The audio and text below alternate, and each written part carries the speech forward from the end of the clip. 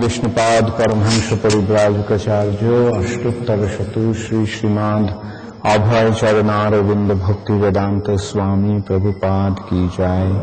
अनंत कोटि वैष्णव वृंद की जाय। नामाचार्य शिल हरिदास ठाकुर की जाय।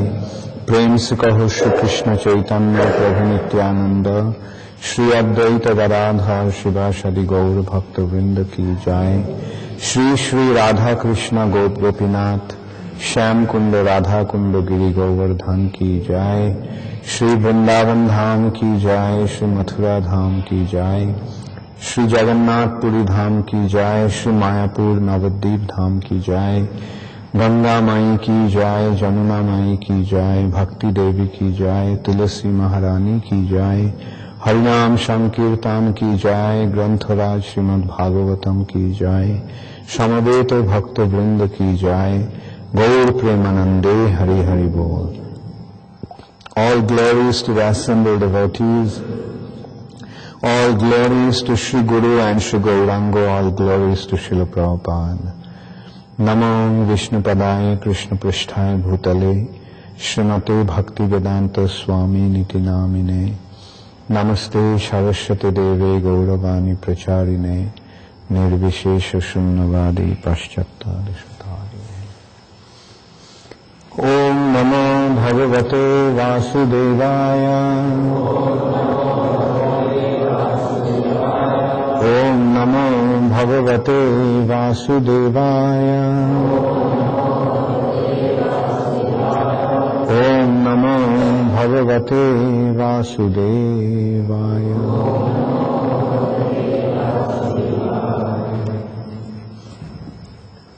Srimad Bhagavatam, first canto, 10th chapter, text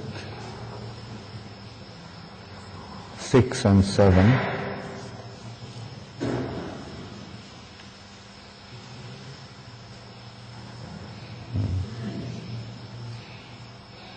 Why 6 and 7?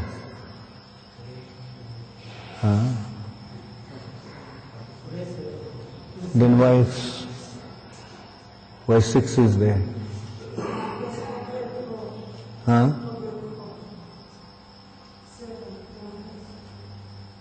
Okay. Who wrote the verse? Oh, okay. So he forgot to wipe it. Okay. Very good. Ushitva Hastinapure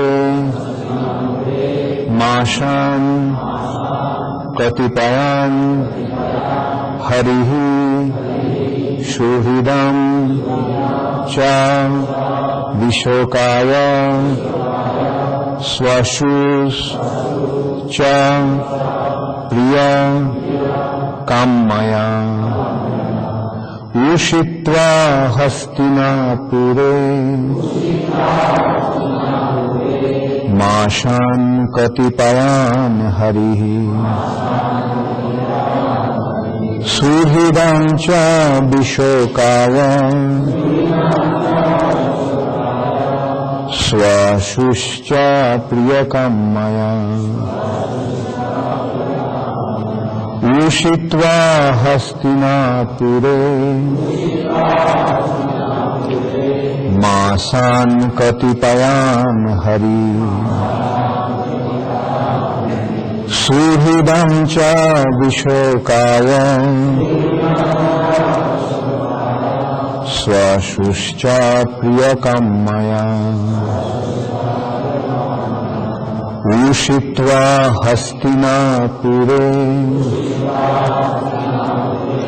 Masan Katipayan Harihi Suhidam Cha Vishokaya Swasuscha Priyakammaya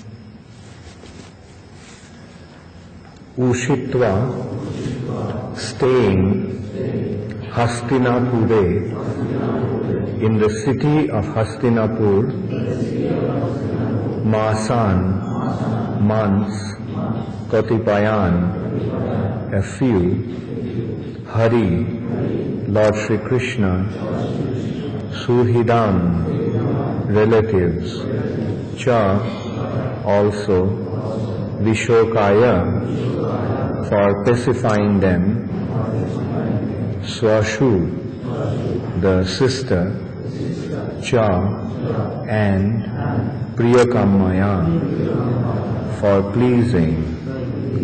Translation by His Divine Grace, Srila Prabhupada. Sri Hari, Lord Shri Krishna, resided at Hastinapur for a few months to pacify his relatives and please his own sister, Subhadra. Please repeat after me. Sri Hari, Lord Shri Krishna, resided at Hastinapur for a few months to pacify his relatives and please his own sister, Subhadra. Purport by His Divine Grace, Srila Prabhupada. Krishna was to start for Dwarka, his own kingdom, after the battle of Kurukshetra, and Yudhishthira is being enthroned. But to oblige the request of Maharaj Yudhishthira and to show special mercy to Bhishma Dev, Lord Krishna stopped at Hastinapur, the capital of the Pandavas. The Lord decided to stay specially to pacify the aggrieved king as well as to please Subhadra, sister of Lord Shri Krishna. Subhadra was especially to be pacified because she lost her only son, Abhimanyu, who was just married. The boy left his wife, Uttara, mother of Maharaj Parikshit. The Lord is always pleased to satisfy His devotees in any capacity. Only His devotees can play the parts of His relatives. The Lord is absolute. Ushitva Hastinapure, Masan Katipayan Hari, Suhridamcha Vishokaya, Sasuscha Priya Kammaya. Sri Hari, Lord Shri Krishna, resided at Hastinapur for a few months to pacify his relatives and please his own sister, Subhadra. So,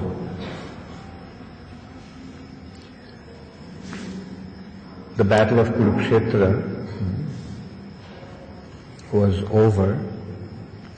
Krishna came from Dwarka to take part in the battle, not to fight the battle, but just to be the charioteer of Arjuna's chariot. And the battle was over, so Krishna would have gone back to his own kingdom, Dwarka, but Krishna decided to stop in Hastinapur, mainly to pacify his relatives. His relatives means the Pandavas and his sister Kunti Devi. They are all Krishna's relatives. Kunti Devi was Krishna's aunt, Vasudev's sister, and Yudhishthira Maharaj and the Pandavas in that way were related to Krishna as cousins. And then Krishna's sister Subhadra was married to Arjuna. So these are all Krishna's very close relatives. So Krishna considered that he is considered to stay in Hastinapur for some time, just to Priya Chikirshaya, to please his, Priya Kammaya, to please his sister and Surhidam relatives. Swasru means sister, and Surhidam, close relatives. Vishokaya, Shoka means bereavement, anguish, and Vishokaya means to relieve them from their agony and anguish, and Priyakamaya, to please, especially his sister. Subhadra is Krishna's sister, and she lost her only son, Abhimanyu. Abhimanyu was only 16 years old at that time, just married. Actually, they were married quite recently. Abhimanyu's marriage also has a very sweet anecdote. The Pandavas, the last year of their exile, the 13th year of their exile, they were staying in the house, in the palace of King Virat, in disguise. No one knew who they were, because the condition was that if any of the brothers, if any of the Pandavas were recognized, then this condition would repeat. Call him, who dropped it.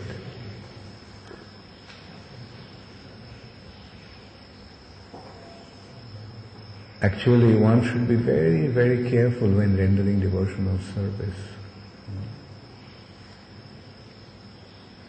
Like why this carelessness?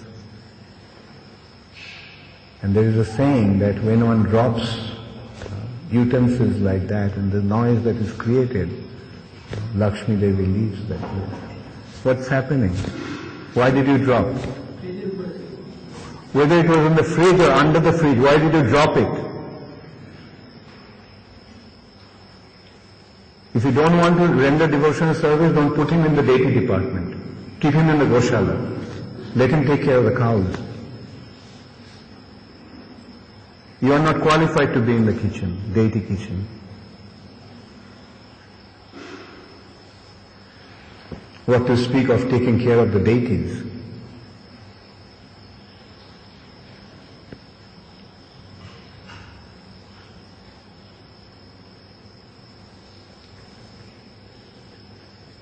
They were hiding in disguise, because the condition was if any of the Pandavas were recognized within that 1 year's time, then the condition would repeat. That means another 12 years of exile and 1 year of incognito, Agyatobas. So they all were staying in the palace of King Virat in disguise. And Arjun took advantage of a curse that he received from Urvashi. When Arjun was in heavenly planet, at that time he was cursed by Urvashi that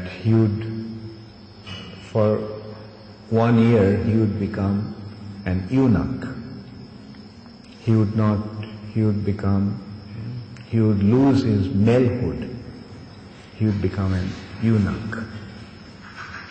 And Arjun took advantage of that curse, and he was hiding in the palace of King Virat as a eunuch or a woman, Brihannala. And also when Arjuna was in the heavenly planet, he learned the art of dancing. He learned the art of dancing, and he was the dance teacher of the princess Uttara, the daughter of King Virat. So he was hiding in the, he was in incognito as Brihannala, and he was teaching, he was a dance teacher of the princess Uttara. And during that time, the Kauravas came to steal large Goshala with many, many cows. It was a celebrated Goshala that Virat had. So they just attacked Virat's kingdom. And at that time, King Virat was away. He was fighting with some other enemy in some other front. So with his whole army, he was gone. And there was no one to protect. The only male member there was the prince, Uttar. And Uttar, when he got the news, the family got the news that the Kauravas have attacked the Goshala and stealing the cows, and they attacked the kingdom. So Uttar was saying, he was just a little boy, but a Kshatriya boy. Kshatriya boys are very powerful. Just like Abhimanyu, when he was only 16 years old, he was just fighting with the Pandavas, with the enemy, 7 Maharathis. And alone, he was fighting inside the Kaurava camp. So, Uttar also was a Kshatriya boy, and he was claiming that if he only had a proper chariot driver, then he would teach a lesson to these attackers who came to attack the kingdom. So, at that time, Brihannala said, okay, I can ride the chariot. I can ride the chariot, and you can fight. But when they came to face the enemy, when Uttar saw the enemy, which was like an ocean, the Pandava enemy and the Kaurava enemy, the Kaurava army was so vast that it looked like an ocean. And he became afraid and he wanted to run away. Jai Shri Shri Radha Madan Mohan. So he wanted to run away. So Arjun stopped him. He said, look, don't run away. You ride the chariot and I will fight. And then they went, Arjun went, he kept his weapons in a big shalmali tree. So he went to that place and got the weapons and then came back to the battlefield. And Arjun, alone he fought and he defeated the entire Kaurava army.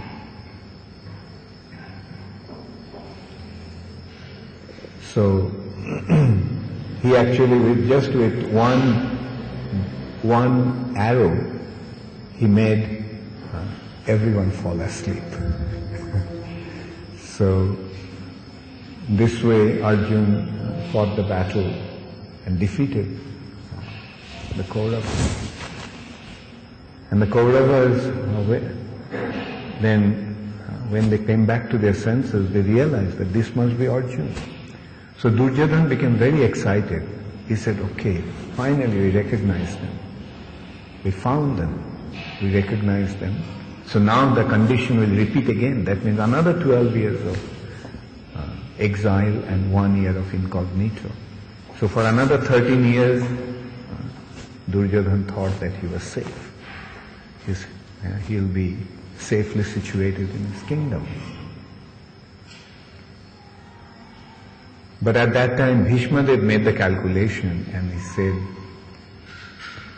sorry Duryodhana, 1 year is just over. That 1 year of incognito that they were supposed to be in was just over. So just by a day, they missed it. So this is how Pandavas were saved by Krishna's divine arrangement again. And when Uttara, the daughter of King Virat, got to know that her dance teacher, Brihanala, was actually Arjun, and she already fell in love with him. So she wanted to marry Arjun. Then Arjun said, look, I can't marry you because I'm your teacher, and teacher is like a father. So father cannot marry his daughter. So teacher, the guru, is the father. So how can the father marry his daughter? And it was arranged that Arjun arranged that Uttara would get married to his son, Abhimanyu. So that is how Abhimanyu was married to Uttara.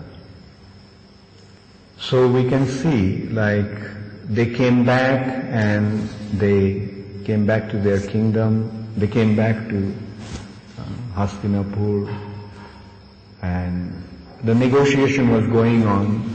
Bhishma Dev and other senior members, they were telling Duryodhana to give at least half the kingdom. Even Duryodhana's mother, Gandhari, was pleading, Duryodhana, give them their kingdom. Like, don't become so greedy and don't become so sinful. Gandhari's concern was that the sinful activities of Duryodhana was going to destroy the entire family. So this took place only for a few months at the most. So, and then the battle of Kurukshetra became inevitable. So they fought the battle. Duryodhana was confident that he would win, because he thought, what is Pandava? What strength do they have? They don't have anything. They had been away from kingdom for 12 years. They were roaming in the forest. They don't have any strength. They don't have any army. How are they going to fight with us? And for these 13 years, I have been ruling not only over Hastinapur, or my kingdom, I had been ruling over the entire earth planet. So all the kings were siding with Duryodhana. Most of the kings were siding with Duryodhana. So what was the possibility of winning that battle? So he was confident that he would win. And Pandavas were forced to get into that fight. But Duryodhana didn't realize that it's not only the question of army, it's actually the question of who is with the Supreme Personality of Godhead. Who is the Supreme Personality of Godhead is with. Whoever the Lord is with, they will win. So that was proven in this battle. And in all his pastimes, this becomes obvious. Like even when the Lord appeared as Ramchandra, what was his army? His army was just some monkeys. They didn't even have any weapons. He felt some monkeys are with him. He doesn't, just him and Lakshmana are the only two human beings. And the Ravan's army was so sophisticated. The most incredibly sophisticated army Ravana had. And they had the battle, they fought the battle, but ultimately who won the battle? Ramchandra won the battle. At least in that pastime, Ramchandra fought the battle. But in Krishna's pastimes, Krishna didn't fight the battle. He made a condition. Like before the battle began, everyone was trying to gather their army, gather their strength. So Duryodhana went to Krishna to get Krishna to side with him. And Arjuna also went. Duryodhana came before Arjuna. But at that time Krishna was sleeping.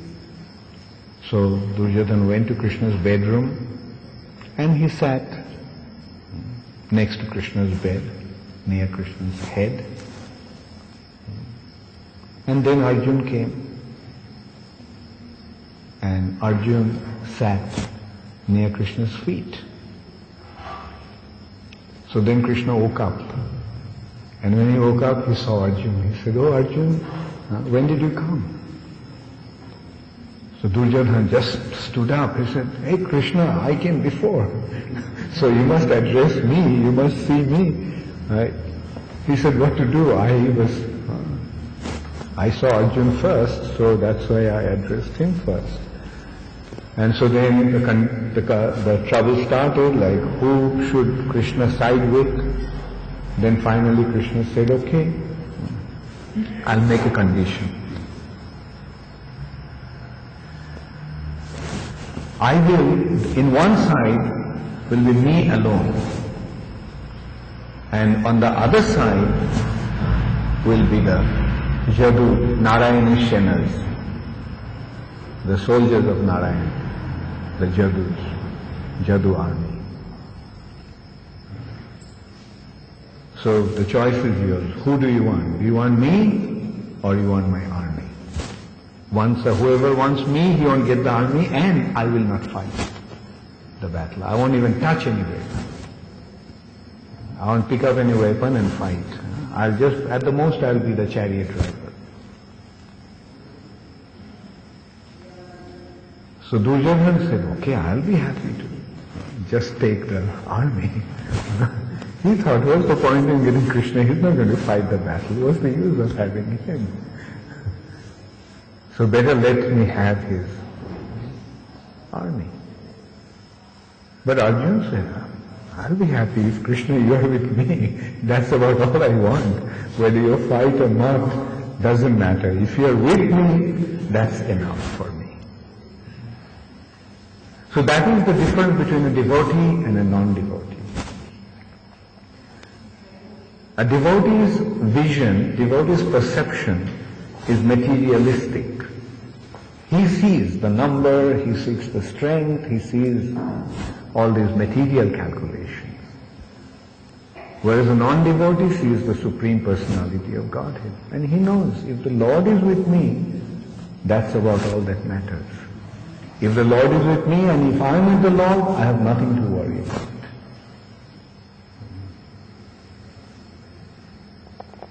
And the result is, wherever the Lord is with his devotee, the victory is bound to be there.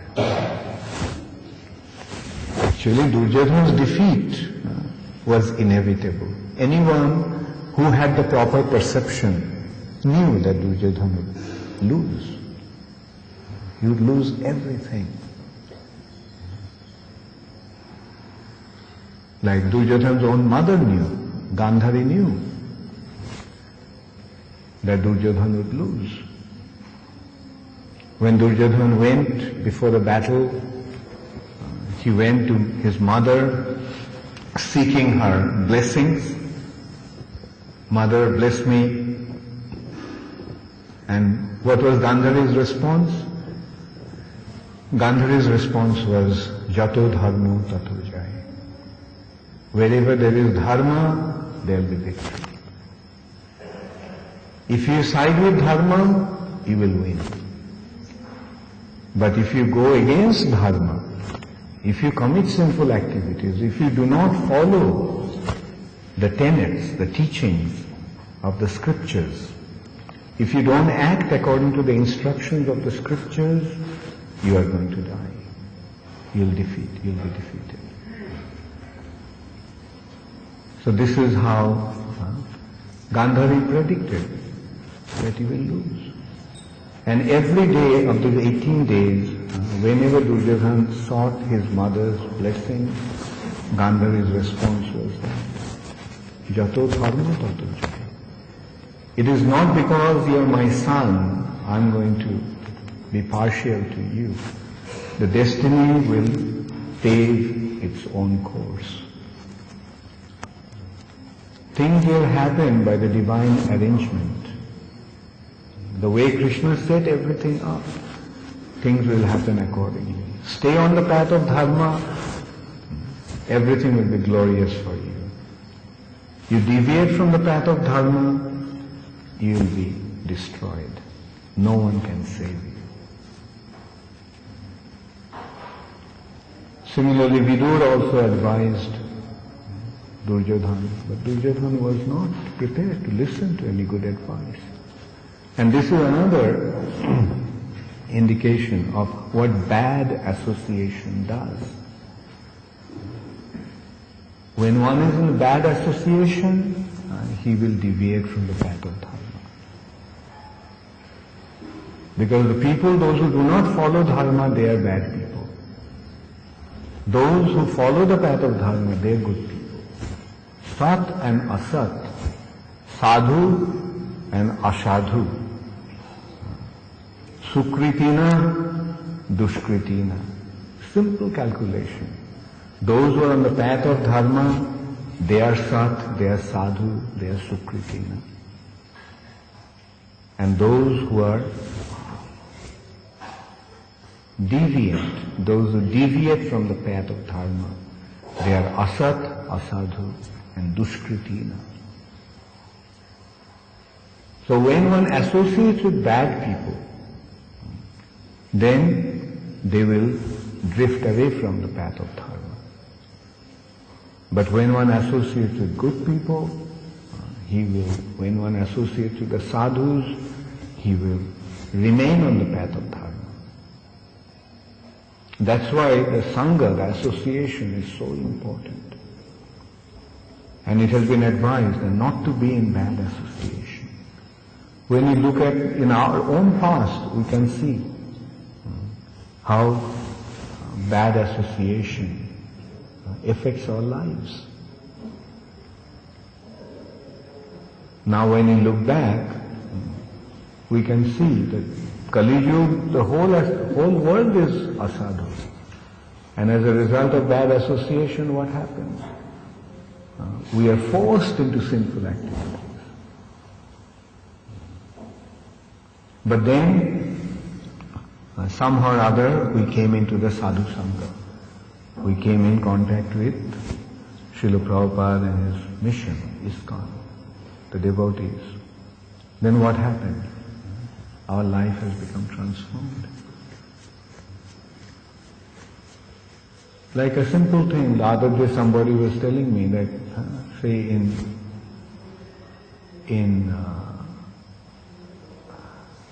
Ujjain, most of the people drink bhang.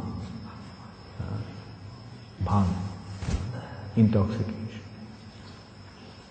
And this is the thing, probably they don't know that it is bad to drink bhang. They think that they are drinking Lord Shiva's prasad. Shiva doesn't drink bhang. Shiva drinks halaha. Shiva doesn't drink bhang. Lord Shiva drank halaha during the churning of the milk ocean. When the thing came up, poison came up, Lord Krishna, Hari actually asked, Jai Shri Shri Radha Madhava. The Supreme Personality of Godhead asked Lord Shiva to drink that poison, to save this creation. And what did Lord Shiva do? Lord Shiva did not drink it. Being instructed by the Lord, he took it, but he kept it on his neck. Therefore his neck became blue, Nilkantha.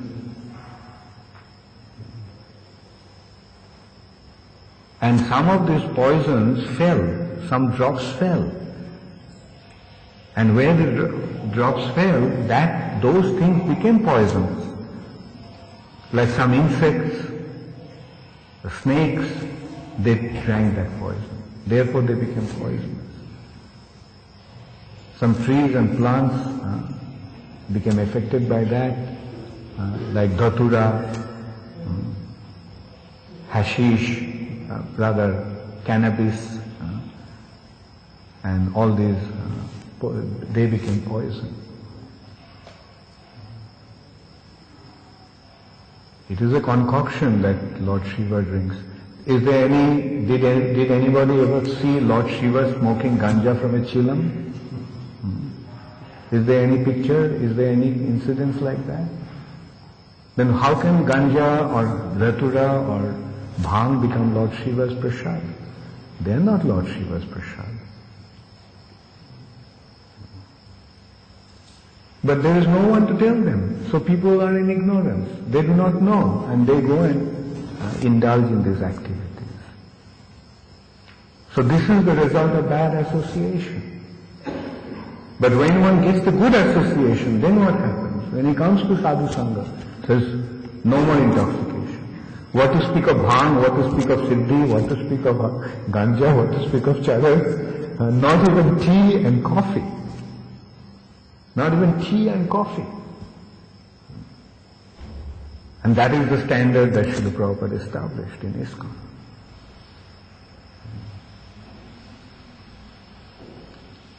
The devotees of ISKCON don't even drink tea, don't even take coffee.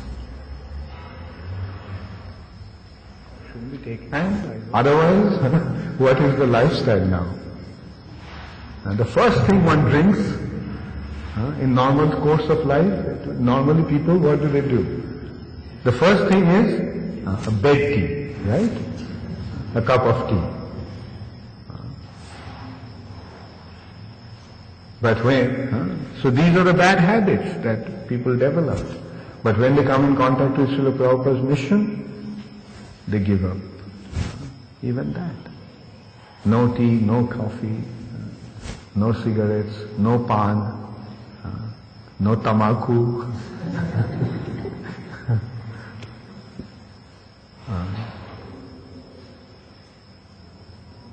So this is the standard. And why did it happen? Sadhu Sangha. So when one comes in contact with the sadhus, the influence of the sadhus make him improve his way of living. So people like Duryodhana opt for asadhu association, avoid sadhu sangha. They can't stand the sadhus because the sadhus give them good advice. His mother was giving good advice, but Duryodhana didn't listen. Vidura gave him good advice, didn't listen. But who he would listen to? He would listen to all these miscreants. Those who are averse to Krishna, Duryodhana found them to be his friends. But those who were with Krishna, they were his enemies. Duryodhana's consideration was actually why Duryodhana felt that way. Duryodhana and Shishupal, Jarasandha, why they were inimical to Krishna? Because they couldn't stand that anyone could be greater than them. They thought that they were the greatest. Who is Krishna? Shishupal was always blaspheming Krishna. Who is Krishna? He's just a cow, a person who was brought up in a village as a cowherd boy. Didn't even have a proper Kshatriya training. Didn't have a Kshatriya aristocratic upbringing. Although he may be a son of a Kshatriya, but he was brought up with the Vaishyas. So that was his calculation. Who is this Krishna? Why he is worshipped? Why should he be glorified? Why should he be honored? And he was blaspheming Krishna all the time. That he would be, that Krishna's activities were so unpleasant, immoral. When he was in Vrindavan, he danced with the young unmarried girls, and Krishna is the greatest lover. So that was also another point of Shishupal's criticism. Everybody loves Krishna. So Krishna is the greatest lover, and his thing was, see, he's a Romeo. Of course, there was no expression of Romeo, but the point is, he is a debauchee. But the devotees knew who Krishna is. Like when Shishupal was blaspheming Krishna, Bhishma Dev stood up and he said, I am celebrated all over the world as a brahmachari. And I worship Krishna because Krishna is the greatest brahmachari. So that is the Supreme Personality of Godhead. So devotees recognize him, non-devotees become envious of him. Devotees always side with him, always stay at his feet, whereas the non-devotees want to become greater than him. Now, why Krishna should be worshipped? Why Hari should be worshipped? Why Narayan should be worshipped? Because I am the greatest. Why people don't worship me? They should worship me. Why they should worship this person? What is he? I'm more powerful than him, I'm more rich than him, I'm more handsome than him. And that's how Duryodhana and Shishupal and the party were thinking. Krishna is 5 feet 10 inches, I'm 6 feet 4 inches. I'm taller than Krishna, I'm greater than Krishna. Krishna's complexion is dark, I'm so fair. I'm better than Krishna. Krishna's chest is 38 inches, my chest is 48 inches. I'm greater than Krishna. So, this is how the atheistic people, those who do not have any information about the spiritual reality, they become envious of the Supreme Personality of Godhead. But those who are devotees, they know that Krishna is from another nature. Krishna is not from this nature. Krishna's body is not material. Krishna's body is transcendental. What to speak of 5 feet 10 inches if Krishna is even 1.5 inch? Even if Krishna doesn't have any nose or mouth or hands, just even if he has a Shaligram Shila, small little stone, he is the Supreme Personality of Godhead. That is the understanding of a devotee. And he sides with him because he knows even if he is a stone, he is the Supreme Personality of Godhead. And he can save me under any circumstances. He can give me the protection in any situation. Therefore, a devotee always remains with Krishna, no matter in whichever way he appears to be. And the Supreme Personality of Godhead gives the protection to his devotees. Therefore, the devotee is never defeated. A devotee, never defeated in the sense, and ultimately, sometimes devotees are defeated. But that doesn't matter. Ultimate victory is what matters. In the battle of Kurukshetra in the 18 days, sometimes Pandavas were losing. But this loss was only temporary. The ultimate victory was at the end of the battle. Similarly, in our life, the ultimate battle is going to be at the time of death. And the question is whether we're going to win the battle at that time. If we remain with Krishna, we'll win the battle. If we don't remain with Krishna, we lose. No matter in our lifetime how successful or unsuccessful we may have been. Somebody in his material life may be very successful. But if he is not a devotee of Krishna, he'll lose the final battle. And the final battle is the decisive battle. Everything will be decided at the time of the final battle.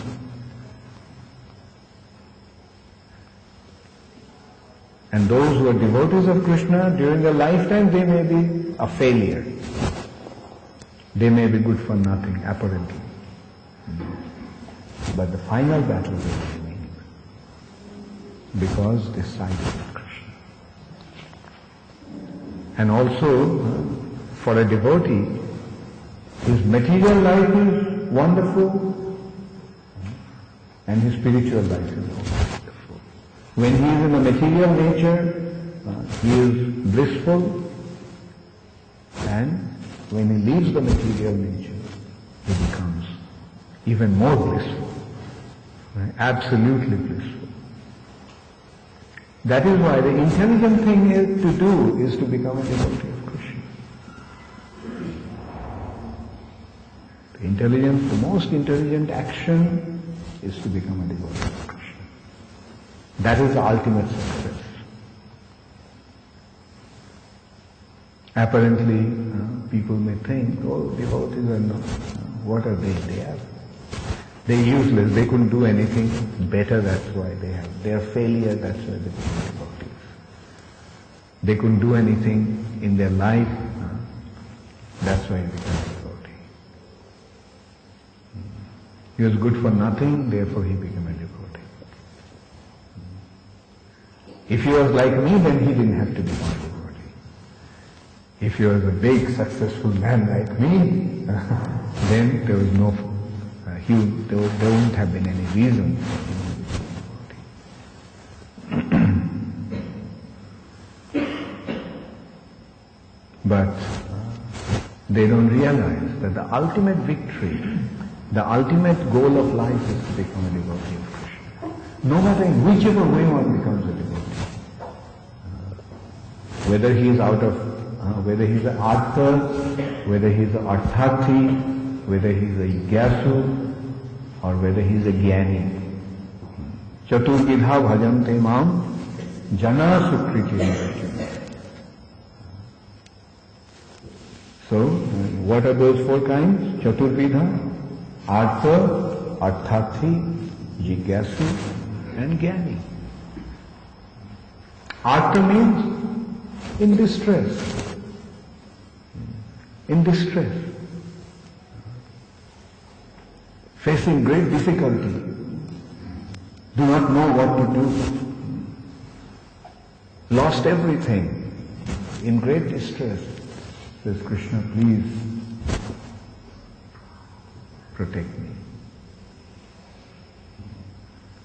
Or a person in acute poverty, no money, very poor, goes to Krishna, Krishna, save me from this distressful situation.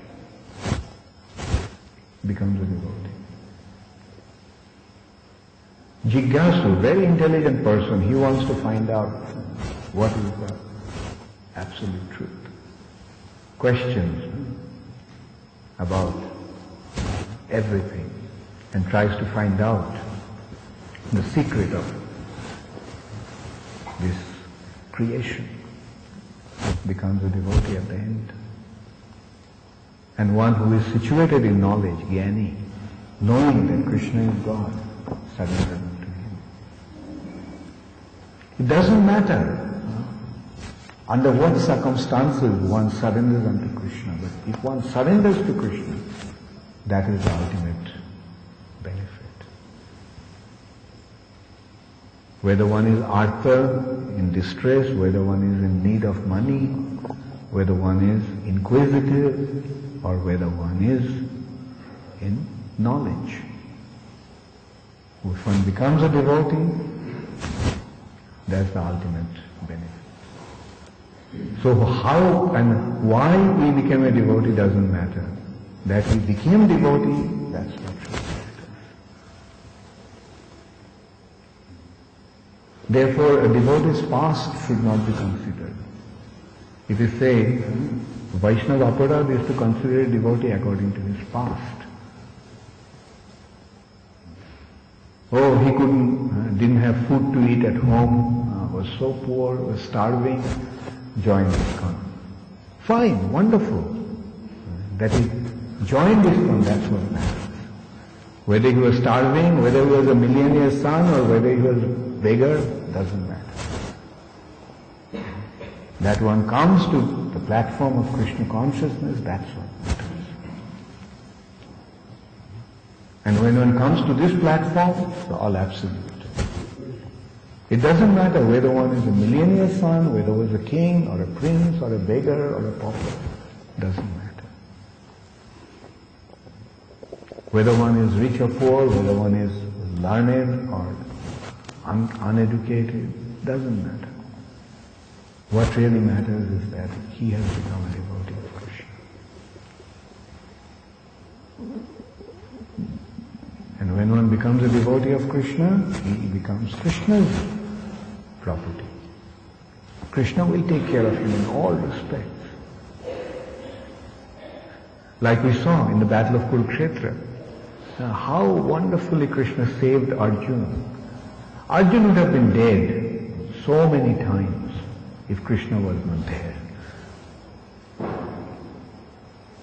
One snake, I forgot the name,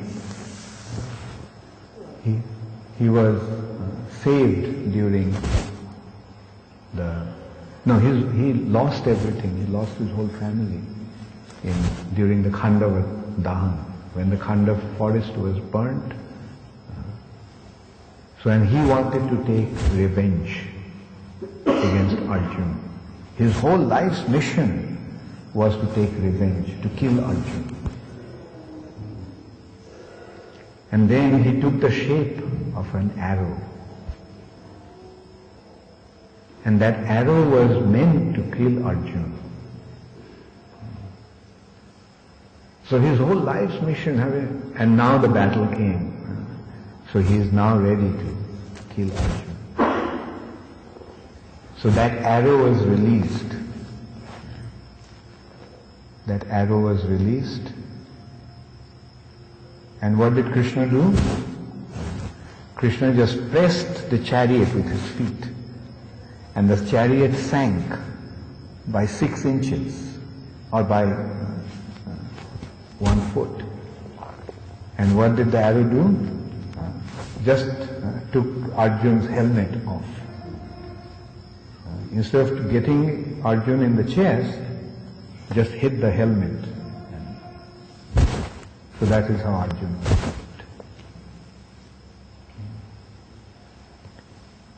So this is how Krishna saves his devotees.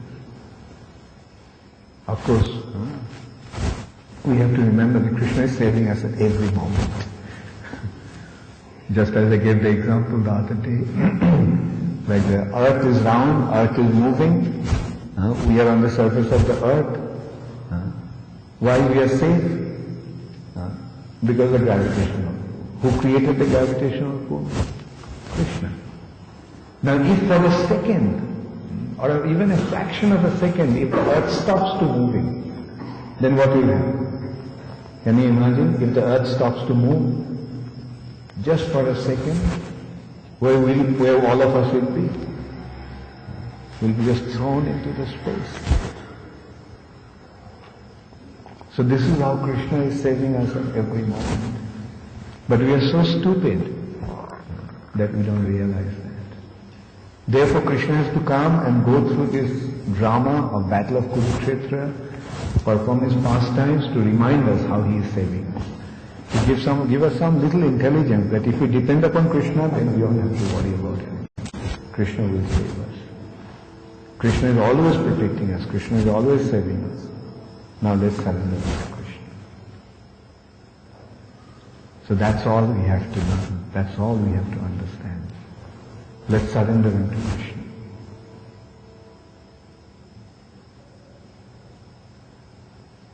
And when we do that, our life becomes successful. Our existence reaches its ultimate benefit. Shri Shri Radha Madan ki